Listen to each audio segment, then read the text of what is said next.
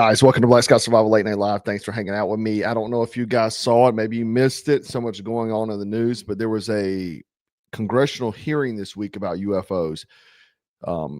South Carolina Rep. Nancy Mace was, I think, the chairwoman of it. But you see here, let's look at some titles. I'm going to show you some video as well. UFOs are real. What the experts said to Congress. And, we can go through these. Former Pentagon official on UFOs, we are not alone. Ex-government and military officials testify in latest congressional hearing in the mysterious phenomena, which has long fascinated the public. We have House panel hears of hidden UAP troves, secretive arms race. Not good. We're going to talk about that. UFOs are real, being hidden. Nancy Mace goes on to say that non-human intelligence exists and has been interacting with humanity. The interaction is not new and it's been ongoing, and there are unelected people in the government that are aware of that. Dr. Tim Gallaudet, a retired Rear Admiral, U.S. Navy, he was one of the four witnesses, and he made some crazy, extraordinary statements during this, and he said that information from whistleblowers about UAPs, formerly known as UFOs, indicated that their technology represents a new realization that we are not the only advanced intelligence in the universe. As a former science agency leader, I have always sought the truth in human knowledge and thought. Now that we know that UAPs are interacting with humanity, these include unidentified submerged objects, so things in the water, in the ocean. He said we should not keep our heads stuck in the sand, but boldly face this new reality and learn from it. If you go online, you'll see that some ships had recovered some photographs. They've taken some photographs of this light. This one specific one, I saw a light, and their sonar was detecting this from the bottom of the ocean, but it was glowing like it was like right at the top of the ocean. And that's one of these unidentified submerged objects. And again, man, I didn't even want to do this video. No one else is talking about it because you really sound like a kook for even bringing this up. But a congressional hearing about this, and we have retired rear admirals saying this. It kind of goes back to the 60s. I remember there was an Air Force base. I can't recall the specifics, but I'll give you the overlay. This colonel was in charge of this Air Force base. They had some unidentified flying object crash. They went there. He went there with his airmen.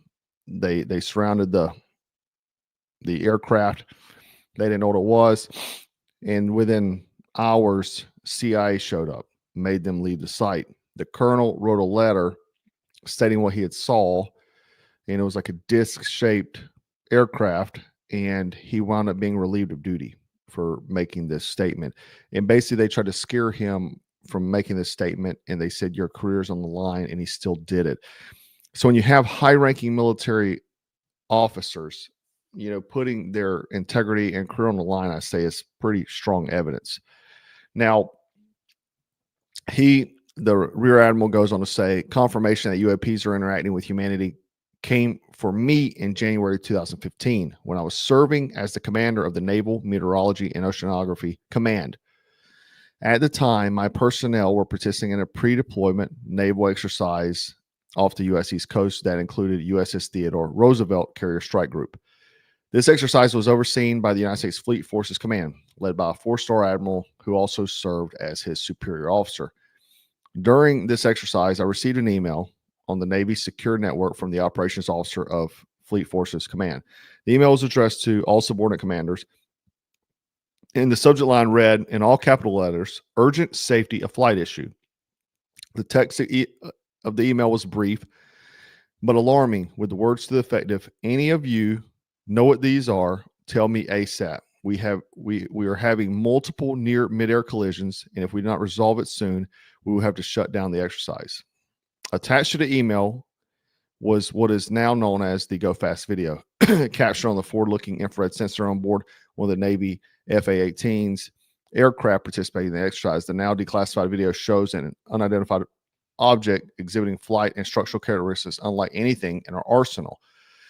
So This is coming from a rear admiral stating this type of information.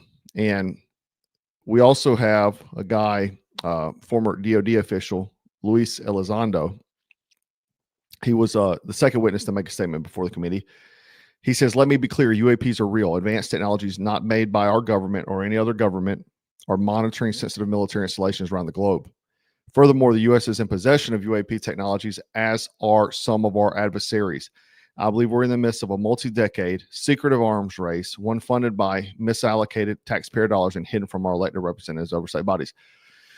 So this gentleman who worked for DOD, this DOD official, says that our adversaries also have whatever these things are, and that they're reverse engineering these things. He talks about at great lengths about the Retrieval program. He admits we have a Retrieval program. He admits that we have some craft that is non-human intelligence, and that our adversaries has it as well. That is very alarming, because people that want to do us harm, because whatever this isn't trying to do us harm yet, obviously. But if our adversaries get this advanced technology, they're able to reverse engineer it quicker than we do. What does that do to America? It puts us at risk. If this technology can do what it, you're talking 3,000 G force in a split second, that type of technology we would not be able to defend against, right? Let me play some videos for you. Chris Mellon reached out to you about satellite imagery from 2017 that depicts a UAP. What were the dates in 2017 when this occurred? I can't share with you the details, ma'am, but I can do it in a closed setting, and I can also tell you the agency that wrote a report on it. Okay, so who has the imagery? I can tell you that in a closed setting. Can you describe what was depicted in the satellite imagery? Just a description. It was a UAP, ma'am. That's it? No other description? The term that the analysts use, they call it the button. It was a disc-shaped object. Okay, where was it? I can't tell you that, ma'am. Okay. So that was the rear admiral that was talking. And you hear he said they have footage of something that's shaped like a button, obviously like a disc. All right, here's some more footage here. Elizondo, you state in your testimony that, quote, advanced technologies not by our government or any other government are monitoring sensitive military installations around the globe, end quote. If these technologies are not made by any government, who's making them? Private companies, or are you implying they are crafted by a non-human intelligence? Well, ma'am, that's precisely why we're here. The problem is that, temporally speaking, over decades, not just the last 10 years, to put this in perspective, are these private companies you're implying, or is this non-human intelligence? It may be both. Okay. Let me stop that for a minute, because I see some comments here. People talking about Project Bluebeam and such.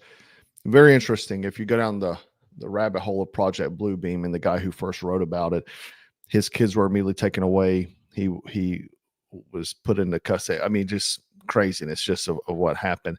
The thing is that I always say where there's smoke, there's fire. And you have these level of individuals talking about these things that either have firsthand experience or knowledge, or have seen, they've read in what the intelligence agencies mean, that you read into this files. You have to have certain clearances, because you'll see time and time again, if you watch the whole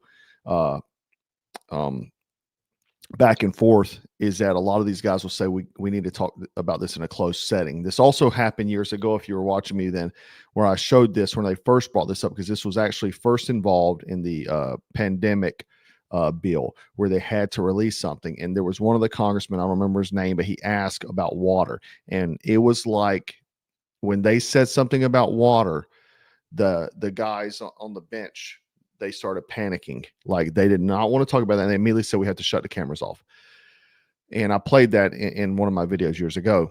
So something obviously involved in water as far as the ocean, right? And I've heard Tucker Carlson mention also that he was on an interview, and Tucker Carlson mentioned that he has spoke to high-ranking guys. He didn't go into specifics of the department, but what he said was that these entities are spiritual. He said that's what he said. He didn't go any further detail of that, but there's been many things that correlate a lot of this. And you, again, when you have people with the rank of rear admiral stating these things. And the Rear Admiral is very adamant this is non-human intelligence. We have elected Congresswoman Nancy Mace saying that she's, because obviously she can go in a closed setting and get more answers than what they can publish to us. She says it's real. So take it for what it is. Comes to Blue Force Technologies, I would not be able to discuss. Okay.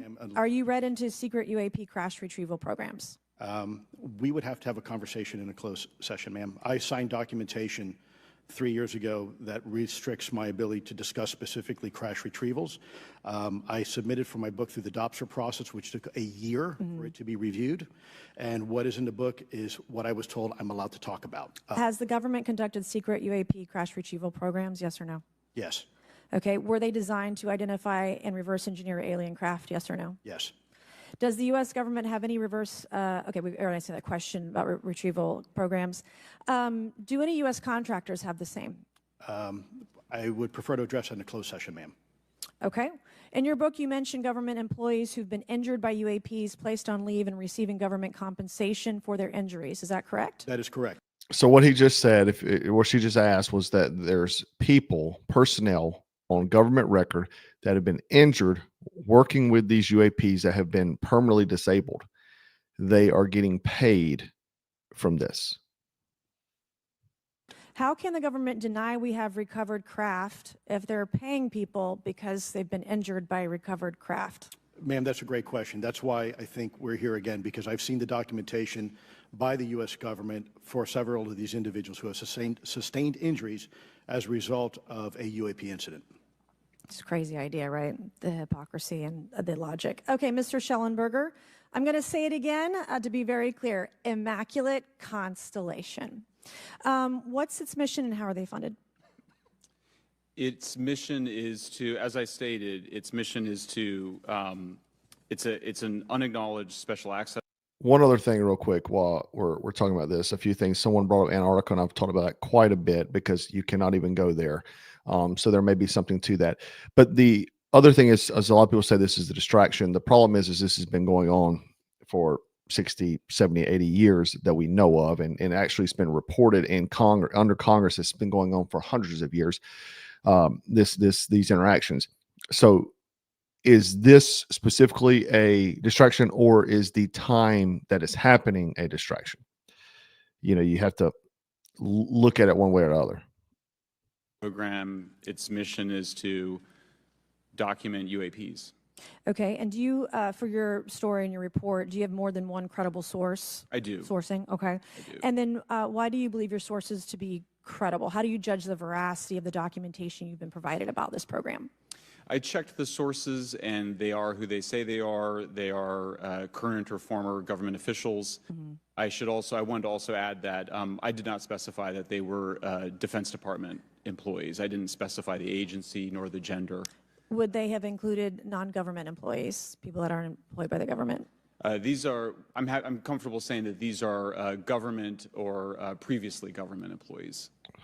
Any of them currently employed by a private contractor or private contractors? He won't I'd answer. rather not say. He won't answer that because what they're alleging is that the elected officials, the people we elect, have no knowledge of these programs, which is against the way America operates. We're supposed to know where our tax dollars are going.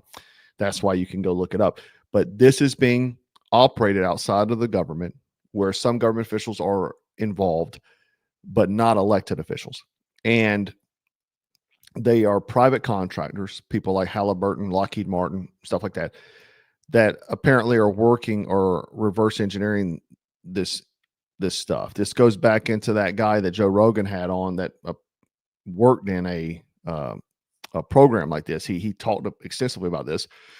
People said he was a kook, but now coming out now with all this information, it lines up with what he stated during his documentary. For the record, that the federal government, any part of the federal government, is knowingly concealing evidence about UAPs from the public. Yes, sir. 100%. Yes. Yes. What do you believe UAPs could be or are? Strong evidence that they are non-human, higher intelligence. That is the Rear Admiral stating that. I echo my colleague's comment, sir. Genuinely do not know. Don't know, but we must find out. So there's a lot of not knowing, or they won't say what they do know, obviously, because some of them are still in some type of NDA, non-disclosure agreement. Now, someone mentioned the guy's name is Bob Lazar, is the guy I'm talking about. And then someone also mentioned Richard Byrd, and I've talked about Richard Byrd quite a bit on the channel before. Richard Byrd is actually a Medal of Honor recipient. And for someone of that caliber to even discuss these type of things, again, he talks about Antarctica and stuff like that, expeditions there, and he has the Congressional Medal of Honor.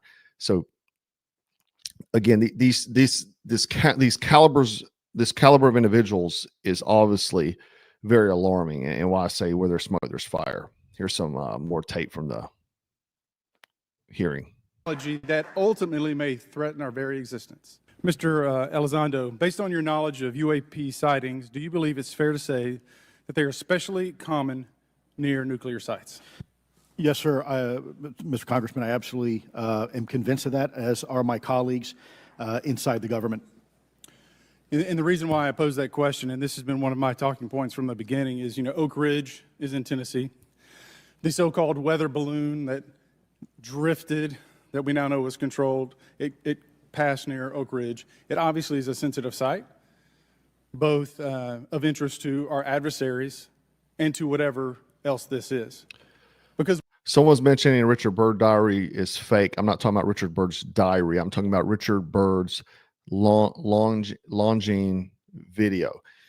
Longines is a luxury watch company. Back in the day, they had a adventure show. If you go Google that on YouTube, Longines Richard Byrd, he talks about Antarctica. you know that at military installations, at sensitive locations, such as nuclear facilities, that we're seeing this take place. So the question is what is it? Do you believe they've caused an irregular activity, and why might they be interested in those sites? Sir, in some cases, it's actually regular activity. You'd be surprised. There's actually documentation right now that's been submitted. It's not just Oak Ridge. It's Savannah River Site, SRS. It's also Los Alamos. A lot of our sensitive R&D locations appear to be under some sort of surveillance and monitoring. Why? Well, because a lot of innovation comes out of those areas, a lot of new technologies, a lot of, if you will, disruptive technologies that we use for our national defense originates out of those locations, and advanced concepts in physics as well. So if I was doing any type of reconnaissance. So talking about reconnaissance on nuclear sites, we hear this constantly about these things going over nuclear sites. We have the Chinese weather balloon that went over, there was something else interesting I found though. Back, BBC journalists allegedly threatened by CIA over 1994 UFO landing case in Zimbabwe. So this guy here, Tim Leach, was threatened by the CIA while reporting on a 1994 UAP landing near a school in Rua, Zimbabwe. The case involved 62 students from the school there. They all reported seeing a disc-shaped craft land in a field behind their playground on 17 September 1994. Some of the students even claimed that humanoid beings emerged from the craft. Following the incident, the BBC correspondent went and visited the school, and a source close to him, who they wanted to remain anonymous, confided in a close friend of his, said that he received threats from the CIA, and that the CIA told him not to talk about the story. There was a recorded conversation, audio, of 1994, where he was discussing this, and he sounded very rattled and alarmed, and he warned them to be very careful. So, do we know what this is? No, we don't know what it is. But Nancy Mace obviously knows more than what we do, because she hears behind the scenes.